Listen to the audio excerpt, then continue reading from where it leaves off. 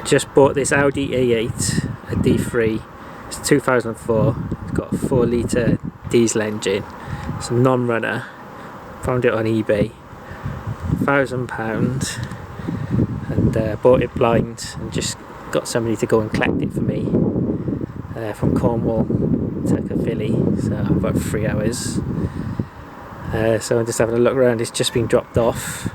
Didn't ask anything really about it, and didn't tell me much about it. He said the condition's nice, and at first look seems decent.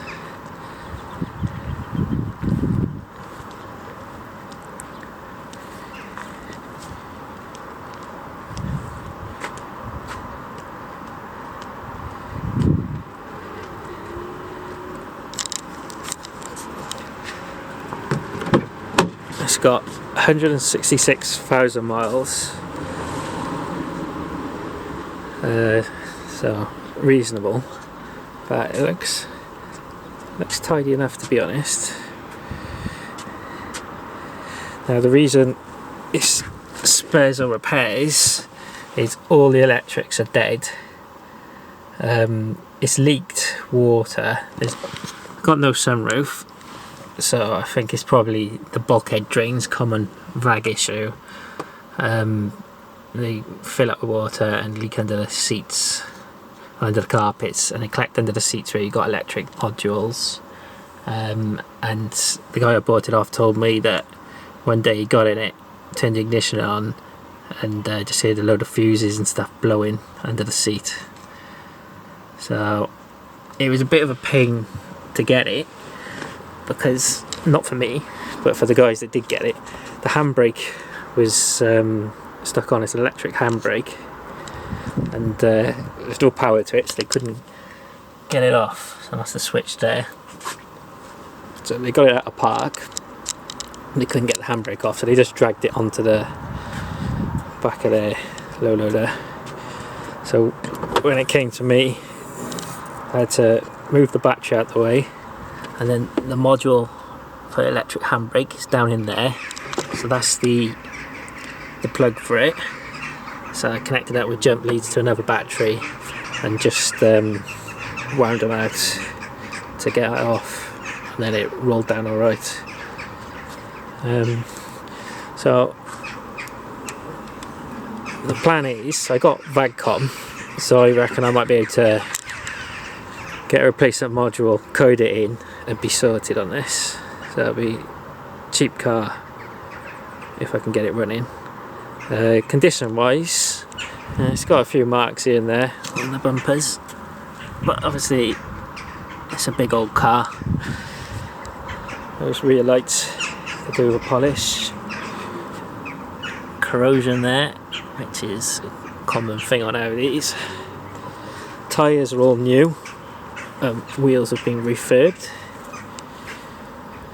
So I think it looks relatively tidy. It's on air suspension, and they're all up, which is good. You can see there it's leaked water, so that tells you the drains are probably full. Headlights are cloudy. We'll take a polish. It looks decent otherwise, so I'm gonna have a go at fixing it.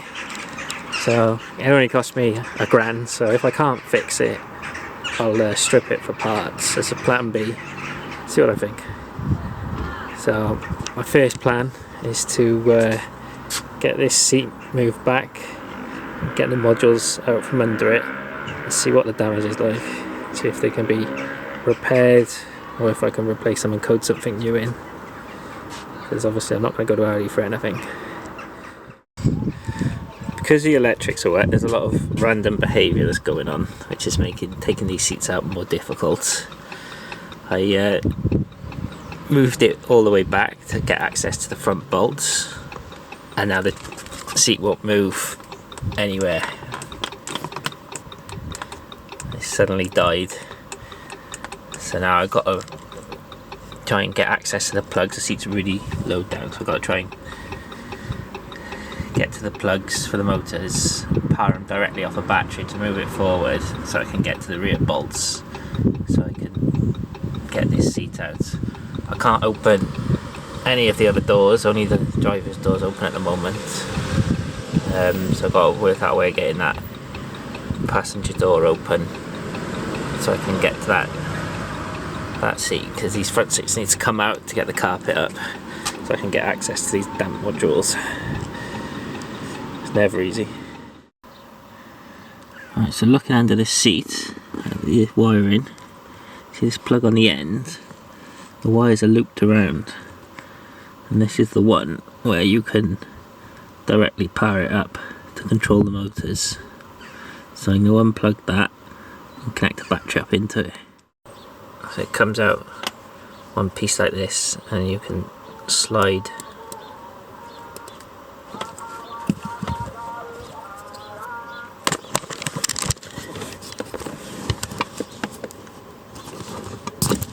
them apart, and then you can plug one side in, and then you'll be able to run wires into the other side to control them. So I'm all connected up.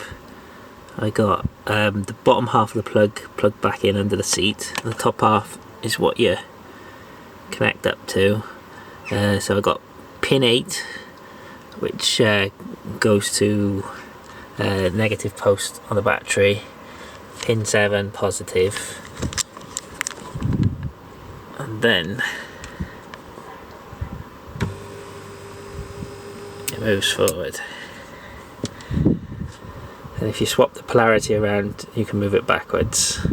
Pin 5 and 6 raise the seat up or down, so not too difficult. Glad Audi were thinking when they designed all this stuff. So I got the carpet out. It's quite handy that it's sectioned, so you don't have to take everything out. Looking at it, you can see there's a puddle of water. Doesn't help that it's raining. So I'm gonna open up that module and see how it's looking inside. So this is the module that was under the driver's seat. I've googled the part number, and it's described as a power distribution module. It was wet on the outside, so I thought this is a good potential fault. Now the guy I bought the car off told me that he turned the ignition on and he heard all sizzling under the driver's seat, so I thought this was probably going to be the culprit. So it's wet on the outside. I've opened it up, it's got a seal all the way around it, bone dry on the inside, and circuit board looks all good. Can't see any signs of water damage. All the capacitors look nice, no burn marks anywhere, so don't think that's the fault. So I need to work out how to get this passenger door open so I can get this seat out, and I'll have a look under that side. I'm lucky this passenger seat is still moving. All the electrics are fine on it, so I managed to get it forward to get those bolts out, so that get it all the way back. Oh my god, this stopped.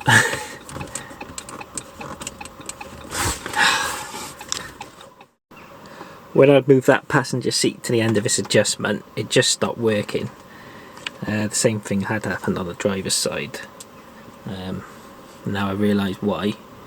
Too late, so I had to connect up jump leads again to wind it back so I can get to the bolts to get it out. Still haven't got that door open. I'm gonna try and lift it out through the driver's side and hope I don't damage all this centre console. I managed to get the passenger side carpet out without having to take the seat out completely or having to open the door, which is lucky. It's absolutely soaked. See how wet it is. It's wet everywhere. And it's soaking down in here. That is the immobiliser unit there. It's called a Kessie, and I think probably that is the trouble point. you can just see how wet everything is. So if I can get it running, I then need to work out where the leak came from. Probably block drains. There's no sunroof, so I think it'll be the drains on the bulkhead. So pull that out and see how it's looking. So I just opened up this Cassie unit, and you can see it's soaking wet inside. A lot of corrosion.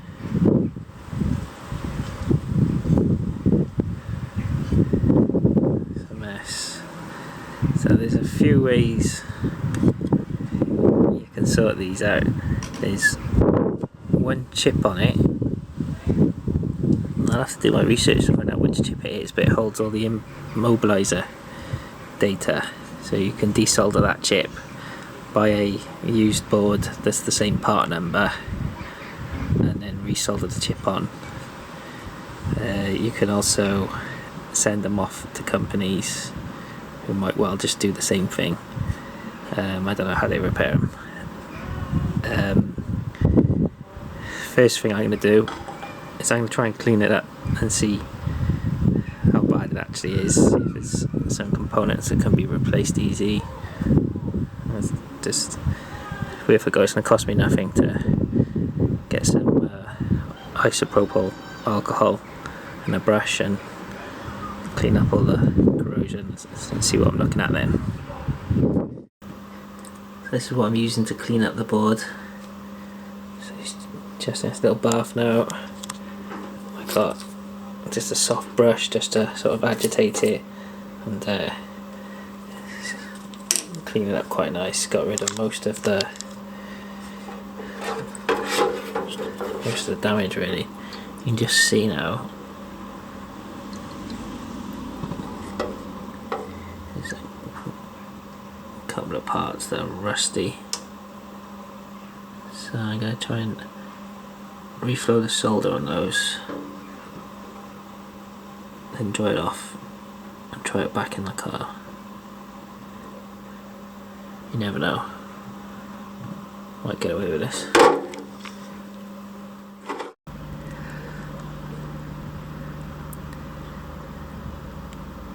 So I cleaned this up the best I could, and my mate came round and we reflowed the solder on a few of the chips, but it's still not working.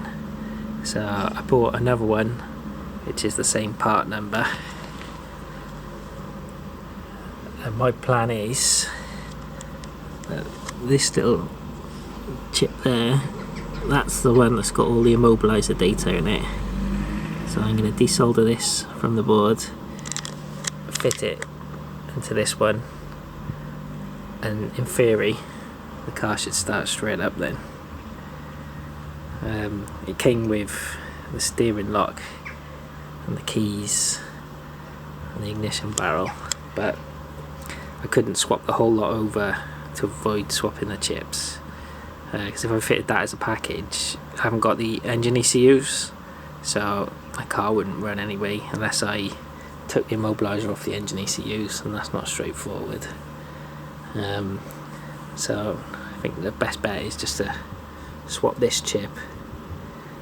My steering lock is broken on that Audi because they needed to move it, so I've got another steering lock here. So what I'll probably do is, providing it runs when I swap that chip over, I'll then take my steering column off, and if you open up this, there's a little circuit board that matches immobiliser, so I'll swap them round and then fit this steering column into my car, which isn't snapped, and should be all good there. So that's the plan.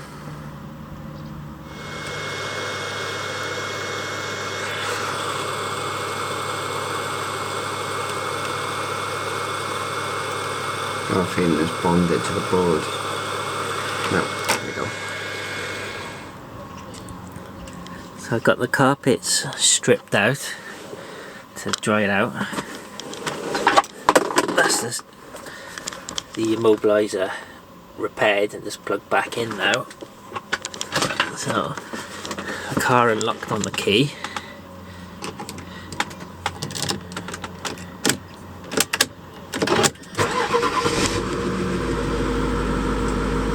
it's running.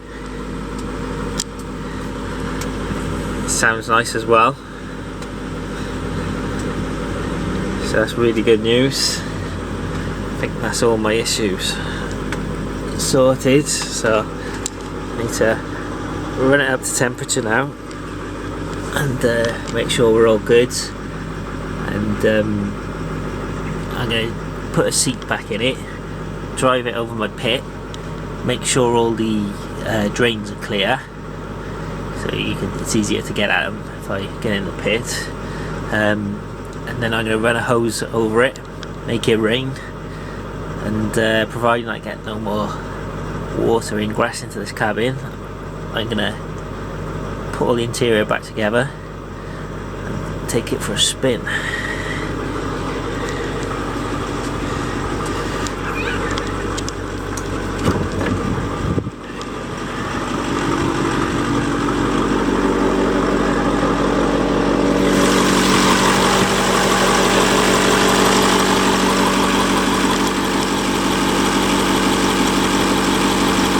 Sounds sweet as a nut.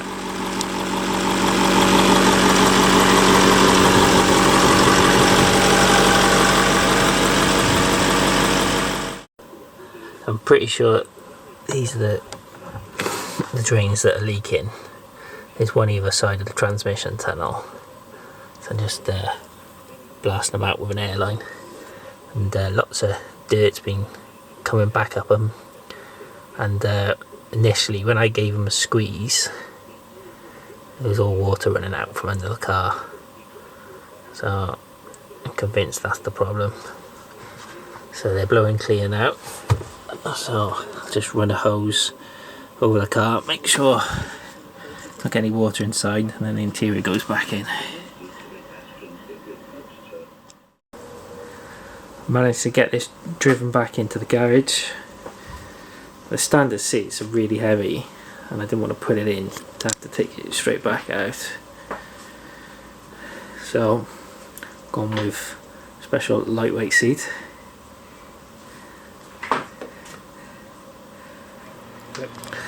So I'm going to change the steering column now. This is why I want to change it. It's been broken. So when you put the key in, it unlocks and it's fine, it doesn't make any noise, but I want to get it back how it should be, since I got a column here anyway now. So that's the steering column side by side. This one's the old one, that's the electrical part of it. I've already swapped it over, so this is one that's matched to my car on the new column, so that's ready to go back in now. Chances of me getting this with the steering wheel perfectly straight is slim to none, so I'll probably have to take the steering wheel off a few times and reposition it, because the alignment was only just done when I looked in the history, so I'll try and get it back on where it was. So I've got the steering column installed again, so key out, locked. That's all sorted out. Whilst it's in the garage, I'm going to quickly polish these headlights because they're horrific. You can see the line, shiny, dull.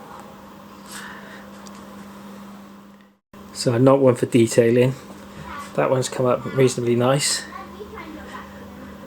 It could be improved, but it's not bad. This one's still a bit cloudy. Got some marks in it as well. So can't really run out of the polishing compound now. So what I'll have to do, maybe I'll improve on them a little bit before I take photos to sell it. But it's better than it was. This car's not too bad underneath. It's missing the under tray for the engine, but that's not the end of the world. One thing I have noticed though, the air suspension, it was it went all the way up high at one point on the front, and then it went all the way down low on the front as well. So having a look under it, and you can see that's the link there, that's the level sensor up there, so that's fine. On this side the link is missing, and that's the level sensor up there. You can see the end's broken off that, so to get it back up high I had to manually get underneath it and move the level sensor. So I don't know how he was driving this, unless this got damaged when it was recovered to me, possibly, and he strapped it down or something, I'm not sure. But yeah, I'm going to need to get a new sensor and a link, because otherwise it doesn't know where the suspension is and it's going to start doing funny things. But it's all good otherwise. The discs are going to clean up, they're quite new, so should be good. So I've just gone over it with a sponge. It's wet, so you can't really tell, but it's come out quite nice, to be fair. It's like a little scuff in by here, and a couple of like door dents, stuff like that, a few stone chips, but it's tidied on my daily.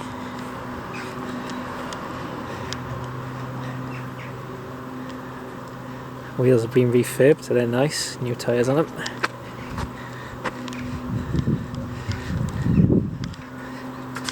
Those rear lights have seen better days, they need replacing.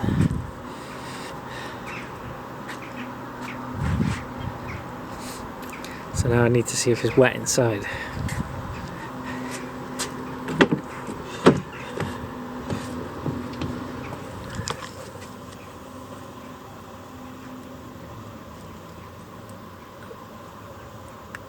It's dry as a bone.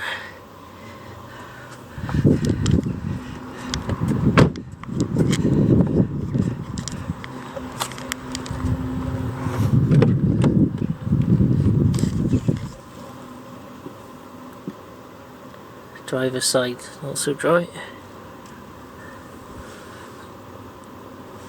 I'm calling that good.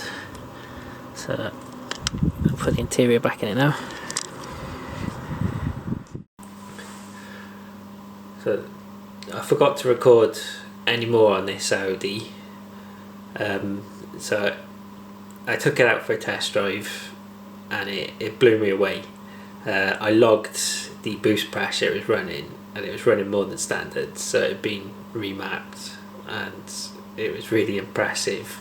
Looking on the websites, the remaps are about 550 foot-pound of torque, so it felt every bit of that. Really nice car. Decided I'd advertise it and sell it on.